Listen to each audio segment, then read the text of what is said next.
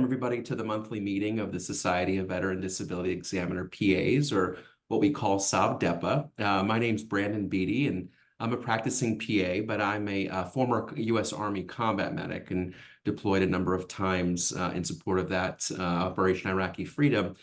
And so on the behalf of the board of directors, we're delighted that you've chosen to spend some of your evening tonight with us learning about some of the veteran healthcare needs. And so we're an official special interest group of the American Academy of PAs, and our goal is to provide evidence-based knowledge and just build up the community of PAs who are either doing this work or interested in this work. And we know from the recent passage of the PACT Act, which is the most substantial piece of legislation affecting healthcare for veterans, there's about a 1.2 to 1.3 million backlog of veterans waiting to see folks just like yourself. And so our hope today is for the next 54 minutes, give you an idea of kind of what this looks like.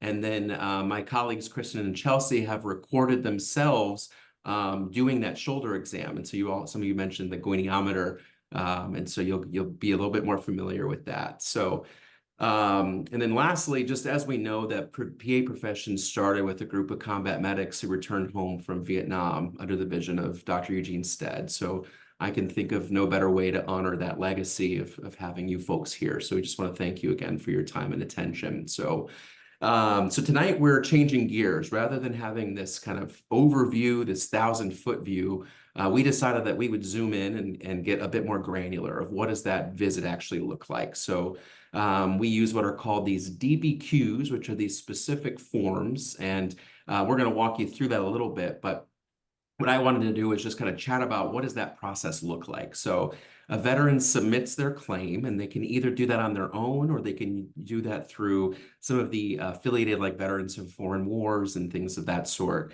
And after they've submitted their claim and it's gone through the processes within the Department of Veteran Benefits Administration, then they get scheduled with somebody like myself, Kristen, Chelsea, or Martha. And when they come to us, there is a specific DBQ, this questionnaire, and it has a specific claim. And so, for an example, I seen a former Special Forces officer just a couple days ago in my office, and his claim was for a left shoulder sprain. And so that's what his claim was. And so when I open his report, as I'm doing my evaluation of his military and medical records, I see that this is what he submitted. And then I do my due diligence by looking through those records and seeing what can I find? What was seen while he was in service? Is there a nexus that can attach this? And then has there been continuity of care? So if he's gotten out of the service, has he continued to be seen for those things? Just as we know, the VA is very bureaucratic, and so they're very focused on dates and injuries and this chronicity of things. And so as a part of my spiel, when I introduce myself to the veterans, I tell them I'm Brandon Beatty. I'm a disability examiner and a former combat medic with the U.S. Army, so we speak a little bit of the same lingo. And what I enjoy about my position is that I'm able to provide a story rather than you just being a name and a number. And so that's really one of the most rewarding things that we do. And so as I'm going through their chart, I'm looking for anything that has to do with that shoulder. And then as I'm seeing them in the office, it's no different than what we've learned. I'm a PA educator at George Washington University. So I teach the next wave of PAs, that it's the history, it's the physical exam. And it's after the physical that's where the process stops. So we're not providing necessarily an assessment. We're certainly not providing a plan.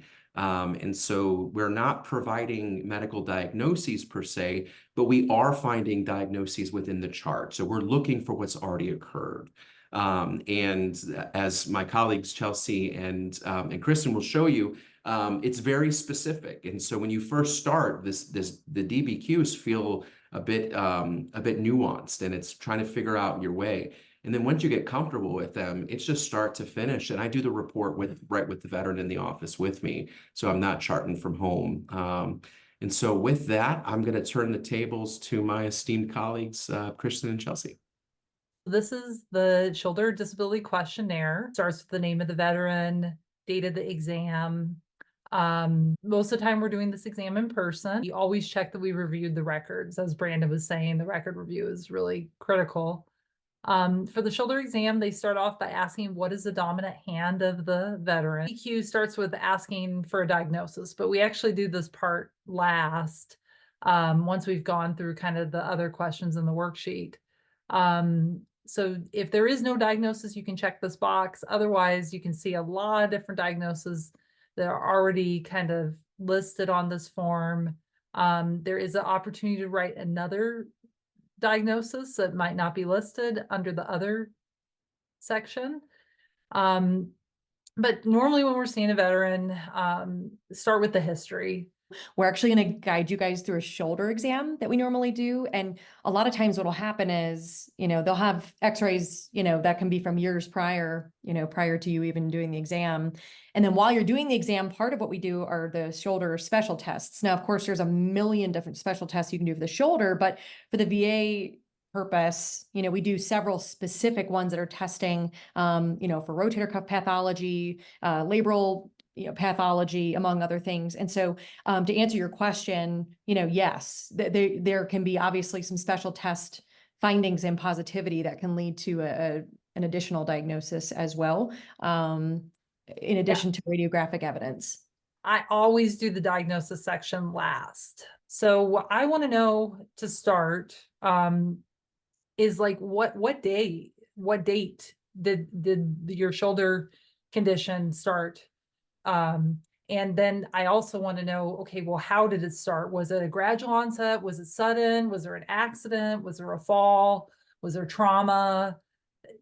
And then how is that connected to the military service? Or maybe it was after military service. We want to reflect things accurately. So just getting as much information about the onset and then the course, has the shoulder condition been just persistent?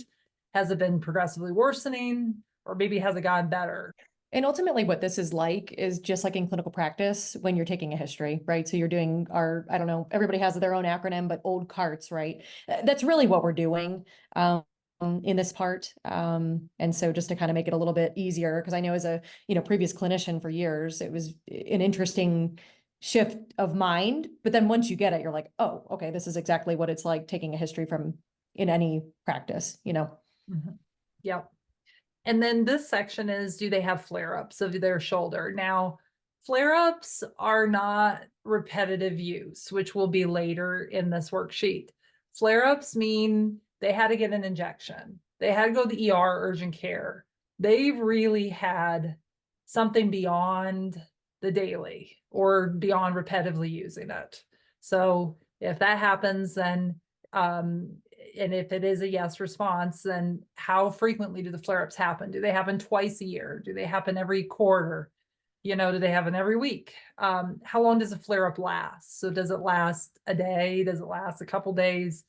What are the characteristics of the flare-up? Is there sharp pain, popping, dislocation, feeling, instability? Precipitating and alleviating factors, those are kind of what causes a flare-up to happen. Some people say heavy lifting, some people say have different positions, like overhead movements. And then alleviating factors, sometimes people say I take extra ibuprofen, or I got an injection of a steroid in my shoulder. Severity, usually a flare-up would be moderate to severe level pain. Sometimes people have said mild, but typically it's moderate to severe level severity. And then extent of functional impact. So that kind of ties into this question too. So this is basically functional impact of the shoulder during a flare-up.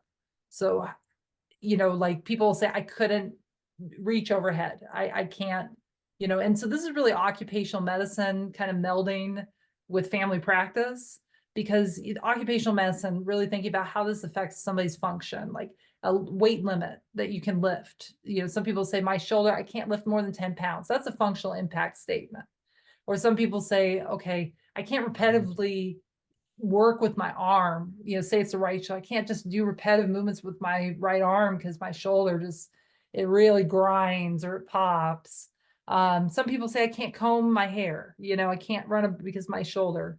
So those are the type of functional impact statements that this section is looking for. And it's the veteran's description in their own words. If they do have a flare-up, then you want to include how the flare-up affects their function too. So sometimes that may be different than, you know, the daily functional impact of their shoulder injury. It just really depends. So this is where the range of motion comes in. So this is basically the physical exam. So we can kind of revisit this on a deeper level after we play a video. Chelsea and I last week recorded a video of Chelsea doing a shoulder exam on Byron, who's my father-in-law and a Vietnam veteran. But typically, if they have a shoulder claim, you're going to check that the range of motion is abnormal. If it's normal, by all means, check normal. But the worksheet you're going to see is going to have different ranges of normal. So you won't have to know what the normal ranges are off the top of your head. If the range of motion is outside of the normal range, but is normal for the veteran for other reasons besides a shoulder condition, like say body habitus or a neurological condition, then you want to describe that there. Does the range of motion contribute to a functional loss? So this kind of ties into the section above where we wrote down the functional impairment that the veteran's reporting. This is our chance as an examiner to objectively in medical terms talk about, you know, okay, this range of motion, yeah, that makes sense. It would limit overhead activities or make it difficult to do repetitive movements or something like to that effect. So here's the range of motion measurements that you'll do. And then you want to note the range of motion degree that exhibit the pain. So you know, you don't want to push the veteran past the point of pain. And if there's any limitation emotion due to pain that's different than this active range of motion number, then you need to write that down. But this, to me, I never do this because I don't push the veteran past the point of pain. So my active range of motion number is the number they say, oh, it hurt. I'm not going to push them. So this is always going to be the same. Part where it'll ask later around the flare-ups, and I will make estimates for the reduction there, but Yeah. these numbers are always the same. Oftentimes they give us a lot of latitude as examiners to say, you know, even if today's an amazing day, right? Your shoulder range of motion is pretty good. But then you're telling me, you know, well, 2 months ago you had to go to the ER because you couldn't move your shoulder, you know, and you went and got an injection, all these things. You know, they give us the latitude, as Brandon had alluded to just say, okay, look, you know, during a flare up, this is way worse, you know what I mean, compared to what it is now. And so that's just kind of another thing that I really appreciate that the VA, you know, has trust in us as examiners to have good judgment on what we would imagine that it would be. I will say anecdotally too, not to hijack things here, but when I describe the flare-up component is where I get the most realistic baseline history. So when the service member recognizes, I'm going to ask you when it's at its worst. That's where I get a really clear picture of what it is day to day. So we do active range of motion. That's the veteran doing the motion themselves. And then we do passive range of motion where we guide the shoulder. Now on the video that we did with Byron, because Chelsea and I, you know, it's a 7-minute video, but it took like, you know, an hour and a half to do, and Byron was getting tired. We just did active range of motion. We're not demonstrating passive range of motion, but passive range of motion, we're just, you know, leading that joint. And we're not pushing past the point of pain. So most of the time, my passive range of motion values are the same as my active range of motion values. Sometimes it's a little bit different. They want us to repeat every active range of motion 3 times. They only want passive range of motion once. So sometimes by the time I'm doing passive range of motion, the joint is a little bit more limber. So sometimes it goes a little further, but typically it's the same. So there's that checkbox there. And then you put which range of motion exhibited pain. This I really never do because I don't push past the point of pain. They want us to always consider if there is pain with weight bearing, like lifting weights in the shoulder, non-weight bearing, so just like sitting, active range of motion, passive range of motion, which was done above, and then no movement at all. Does it hurt, you know, on with just no movement? There's repeated use over time, which is where we take those measurements from above and then we estimate, like say after a whole workday with the shoulders, the veteran's a mechanic, you know, what would their range of motion be? And most of the time, I reduce whatever I got for active and passive range of motion by 10 to 20 degrees, depending on what they're telling me. But sometimes they'll give me a visual. They'll be like, I can only range my shoulders this far after a work day because it aches so much from the arthritis. So then I'll do my best to estimate that, and the goniometer can help me estimate it. This is the flare-up section, which Brandon was talking about. And again, we're asked to just estimate the range of motion during a flare-up. And sometimes they'll be quite low, these numbers, especially if they're like, I can just barely move my shoulder during a flare-up and they're giving me that type of movement, you know?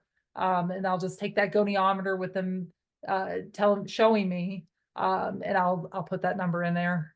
And then any additional factors contributing. Then we're looking for muscle atrophy. This happens more often than not that I see muscle atrophy, especially after shoulder surgeries, especially if it's a non-dominant hand. So say they're right hand dominant and they have a left shoulder surgery, and then they're preferentially avoiding using the left shoulder.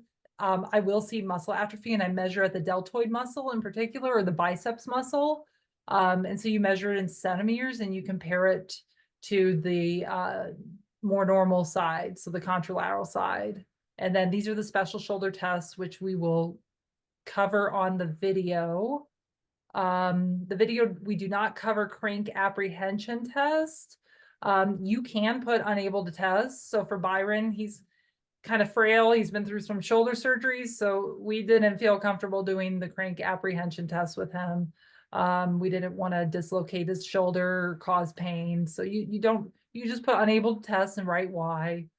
And then any surgeries. And you're just putting the date of surgery, type of surgery, any residual symptoms like popping, catching, clicking, pain. Assistive devices are pretty rare for the shoulder. Sling maybe. And then scars is up here. Sorry, I forgot that. That goes along with the surgery section.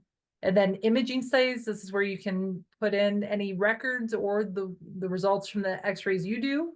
And there is a chance in the portal for whatever company you work with to order x-rays. Then this is functional impact in terms of with their employment, like have they missed days of work? And then you put how much work they've missed in the past 12 months for shoulder procedures, physical therapy, how it impacts their work. Like again, if they're a mechanic, having to lift 60-pound engines out of cars. And then the remarks section. This is where you can elaborate on any question that you didn't have enough room for. So I know that's quick, but I want to make sure we do the video that Chelsea and I created. So I'm going to go to that. Good. It was very good. Thank you. All right, here's the video. Can everybody see the video? Yes. Okay, great.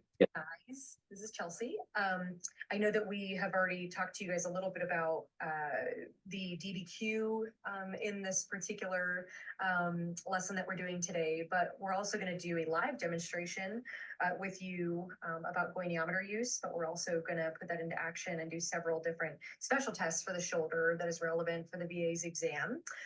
And so I know that we may have already also explained the goniometer to you guys, but we'll just do a quick refresher. So this is kind of our tool, and we have Byron here as well, who's going to help us. We wanted to put it against a white background so that you can see kind of what we're talking about here. But this is the measurement tool that the VA has us use in order to get accurate quantifiable data. Each time that we do one particular range of motion, we do 3 of them each, and that's to get a range of motion over 3 separate times so that we can kind of gauge fatigability, pain, lack of endurance, among other things. And so I'll just kind of show you guys, you know, normally what we do is we put the circular part right at the joint line. And what we're doing is there's an immobile part of the goniometer, and then there's the mobile part, which for this intents and purpose, we're going to kind of use as the bottom. And so just as an example, let's just say that we're doing shoulder flexion, which we're going to show you guys next. When the veteran is moving the arm up, we follow them. And hopefully you guys can see that this line is moving and it's tracking down the angle. Now, as an examiner, we know that with flexion, it goes from 0 to 180. Well, let's just say for this example that the veteran goes to about 120. That's where we stop right there. And it tells you exactly where you're at in terms of the angle. And then we come back down to 0 and we do each of those 3 times. So the first one that we are going to do is just like I had mentioned, we're going to do shoulder flexion first. So I'm going to have you hang your arm over. And again, what we're doing is we're trying to go from 0 and the goal is 180. But of course, when we do these exams, the 2 main points is that we do not want the veteran or service member to push past pain. And then the other big thing that we want to do is for them to do their best. So hopefully those 2 things are in conjunction with each other. So let's go ahead and jump right in. And I'm going to come up and I'll show you guys what I'm doing. And then I'll show you which angle that we hit for this first one. And then after that, I'll tell you where we're at. So whenever you're ready. Yes. Perfect. Okay. So right there, we got to about 135, and that's where we're at. And we're going to do that 2 more times whenever you're ready. All right, perfect. That was to right about 130 and back down. Take the time. Okay, and then back up there. All right, very, very good. Good. That was to about 120, 135, excuse me. Okay, then come on back down. All right, perfect. Same. Perfect. Heard some popping in there. So we'll count that. All right. So come we're on. at 1, Yeah. we're at- 120, Mhm. 120, we 120. round up, First one is yeah. 130. So go ahead and put it down. Yeah. All right. One more if you can. Doing fantastic. Okay. And for this one, we're at 130. So again, that ranges from 120 to 130. Come on back down for me. And we are going to say that there was crepitus on that movement as well. So now what we're going to do is I'm actually going to come to the front of this joint. And now we're going to do the lateral raise there. So I'm going to have you do that and come on up. Perfect. Okay. So go ahead. We're going to do abduction. Okay. And then come on back down. Okay. And then one more time. All right. Split, how many degrees? 150. 150, Mhm. okay, good. Yeah, perfect. Good job. So now what I want you to do, and I'll kind of reflect what I want you to do. I want you to come out to about 90 degrees, like you go. Perfect. I want you to externally rotate 3 times. Perfect. Good trial. So now let me, come down to 0. Perfect. All right, go for it. So again, I'm kind of following that fulcrum. Great range of motion at 90. Come back down. Perfect. Again. Thank you. All right. Good.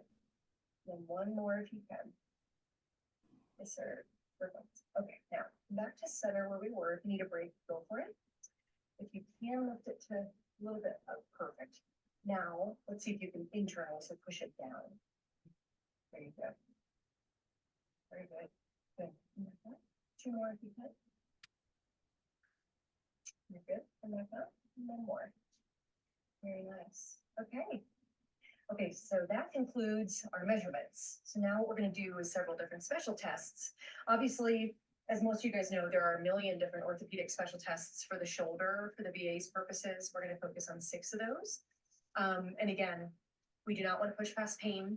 And many of these tests are positive if there's pain or weakness. And so we'll kind of take you guys through those, and Kristen may call out some of the things that we're testing for as well while we're doing it. So I'm going to kind of run you guys through my range of motion, what I normally do. So Byron, I'm going to have you hang your arm to the side.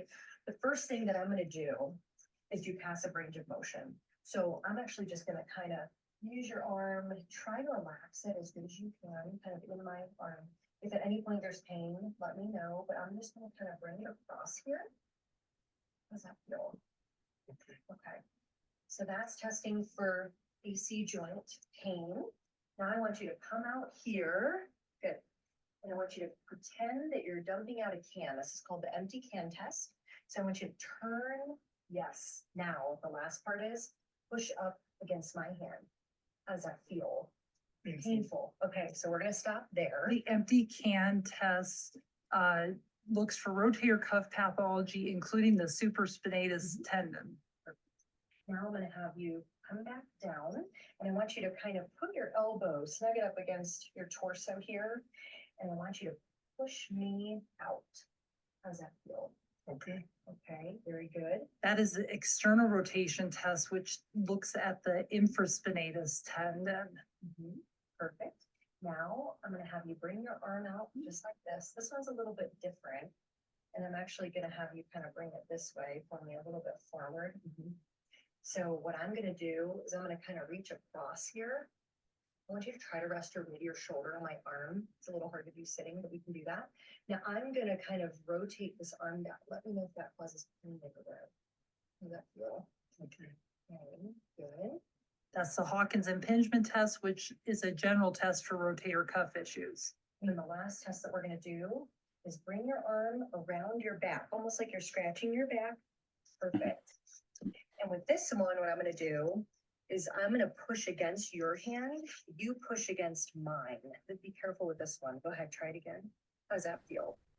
Okay. A little bit tender in the shoulder. Okay, good. That is the lift off test, which looks at the subscapularis tendon. We're kind of getting to the conclusion of our meeting, but hopefully this was helpful. I know that at our previous meetings, we've done a lot of different explanations into what we do, and then going into a couple of other specialized conditions that we normally see in the veteran and service member population. But with this particular meeting that we had today, we really just wanted to kind of bring it all together and kind of show you guys kind of the meat and potatoes of what we do. And it was even better that we could do it with Byron because this was a true real life example, which kind of brings it all home too. And so we really hope you guys enjoyed it. The one thing I was going to say is, everything that we've kind of included in this meeting today, this is not anything secret, right? All of these things are available on the VA's websites. We just did the shoulder today, and obviously that was focused, but every single, condition that we can evaluate for, there is a worksheet with it on the VA's website. And so feel free to take a look. I mean, you'll go to the website and you'll see, you can click on all of them and take a look at them. We're always available via email, and we can provide that, but probably the SOVDEPA email is the best, most direct way to get to us, and we can put that in the tagline as well. If you have anybody else that you think would be interested in doing this work or wants to get to know this small group of PAs in this group, we would love to have them. So thank you guys so much for coming, and we hope you enjoy it.